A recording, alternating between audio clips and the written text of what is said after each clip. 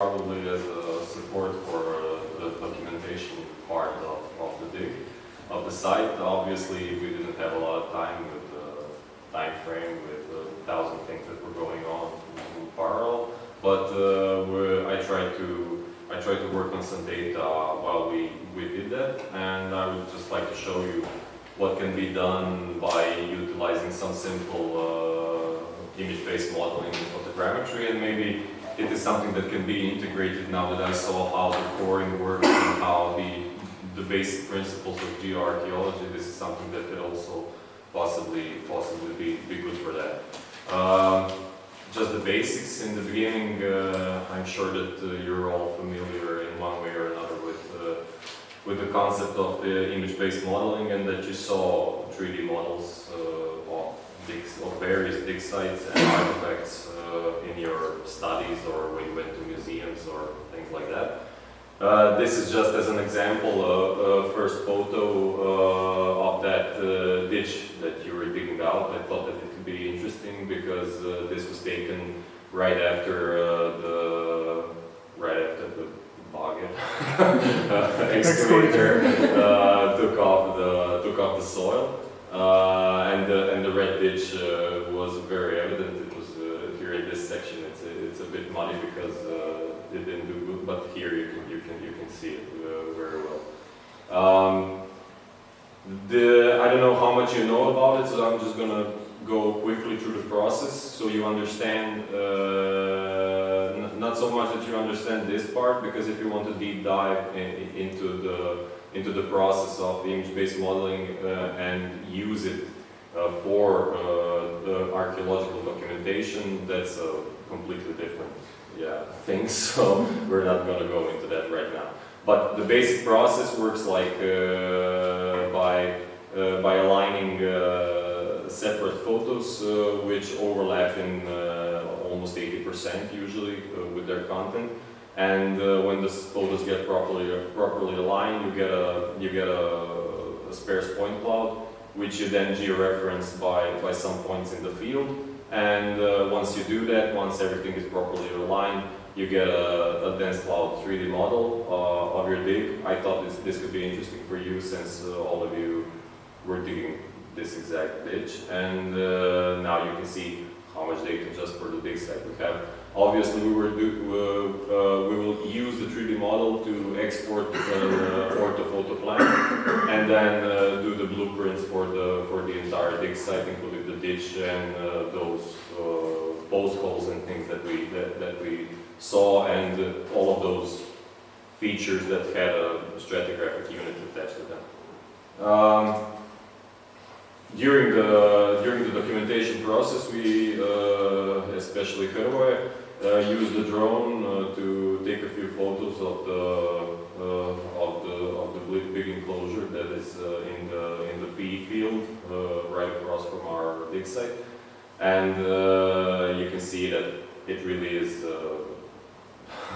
very, very visible in the data, even on this projector. And I had an idea that me and Raina talked about this, that we could do a wider orthophoto plan of the entire area to see what we'll get from the data, and to be able to do a more detailed drawing, for example, of the enclosure, and see if maybe some other features are. And basically, the photographs and the plan for covering this entire area works like this. It is that thing that I mentioned to you. You have to have an 80% overlap in content of each successive photo, and when you're able to do that, in the end you get a plan like this, and this is a how do I say, the collection of more than 550 aerial photos, or all were taken from the same height, and they are all perpendicular to the ground. When you have such a plan, that means that you don't have the problems which you usually have with oblique photos in aerial archaeology, and that you can basically output the entire orthophoto and then use it for drawing of the features. What surprised me is that this is not an enhanced photo. This is actually the 3D model. So what you're seeing here on the right side is the DTM, the digital terrain model of the area, and our dig site is here, this little dot here. So this is the entire area from the road that when we were coming to the site, we were coming by this road, and then we parked somewhere over here. And these are the woods all the way across from the field. So in this part, this DTM shows I simulated a light at an angle of something like 15 or 20 degrees to get the shadows to stand out. And what surprised me the most is that when you carefully look at the enclosure here, you can see that the piece actually grew shorter in some places and higher in other places. So this is like another piece of information that we have, which is important in the context of interpreting possibly this thing. But this is something that we will do with some successive photos after and see what comes out with. You have to be careful with these things, obviously, because this is a 3D model of the piece. And that's something that you should never forget, because it depends how it affects your interpretation in the end. The orthophoto plan that I was mentioning looks like this. I think that this could possibly also be the remains of the enclosure where we're digging. You can see the dig site here, this little dot over here. And there are some interesting things going on here as well, and this channel that is obviously also somehow crossing here. It is something that we have to determine if it's something recent or if it is actually connected to the prehistoric enclosure.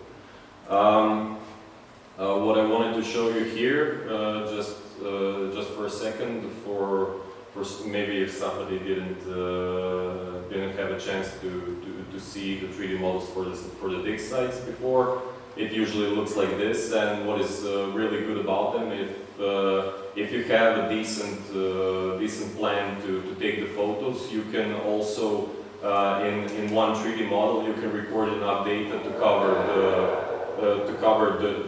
the upper perspective and to do everything from a bird's eye view. And you can also, if the conditions are good, cover the profiles as well. So this can be really important, because if you have profiles and, I don't know, places where you look at the walls and structures like that, it's important to have a good overlap of photos, and that all the photos are perpendicular to the surface that you're trying to document.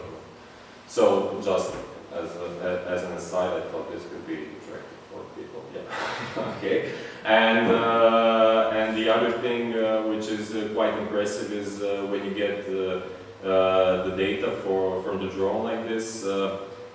Remember, this is just a huge orthophoto plan, and all the photos are corrected using the georeference points. And basically, what you get is a huge mosaic of all of those photos that you saw. But what that enables you is that you can transfer now this orthophoto to the GIS and then zoom in on each and every detail and while you're doing your interpretation. So basically, you can zoom in on this big photo as if it was the single photo that you saw from the drone, which gives you a possibility to just zoom in and out and then draw out the features that you see in the data. Obviously, we'll try to overlap all of this with the points that we took with the GPS for the cores, for the drill holes, and then see, once we have everything in GIS in the same system, and then see what we get from the data. Just as a short reference of something that could possibly be done on these types of sites, this is a site in Bajanja which was published. So I used it. We had a combination of field survey and aerial photos, and we got really good results. And this is something that could maybe possibly be done on these sites as well, to try to ascertain the distribution and the width and the size. But the size is obviously huge, so I don't know what we're going to do with that. Blah, blah, blah. Just the two slides here. This is a field survey that we did on a site in Baranja. It's a Roman site.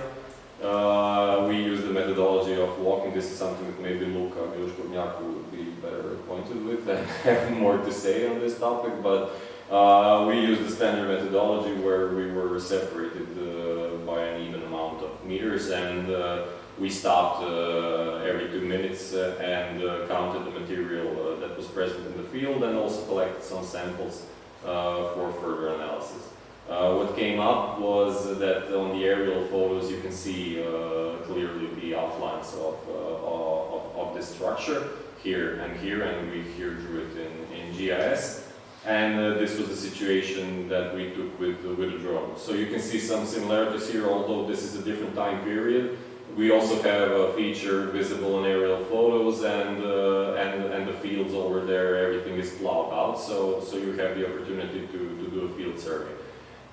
Basically what we did was we went through the entire area. We walked all of these fields here, and in the end we overlapped the amounts of pottery fragments found and counted in the field with the fields themselves, and then we did a heat map of the distribution of the finds. And in the end you get this kind of I don't know how they say it. It's you can actually see how the farmer did his fields, because all of the fields that you see here are in the same direction, and the material is distributed all the way along, because he took his plow and then just, you know, spread it across the field.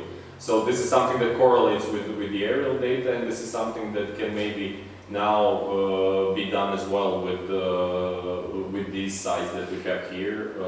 I mean, I think that it could benefit to have a wide distribution, to get some material from the surface, and then, for example, try to correlate it with the cores and see if you have, you know, in the cores a cultural layer here or no, or is the distribution telling you something different. So this is maybe something that could also be done. So that's basically it.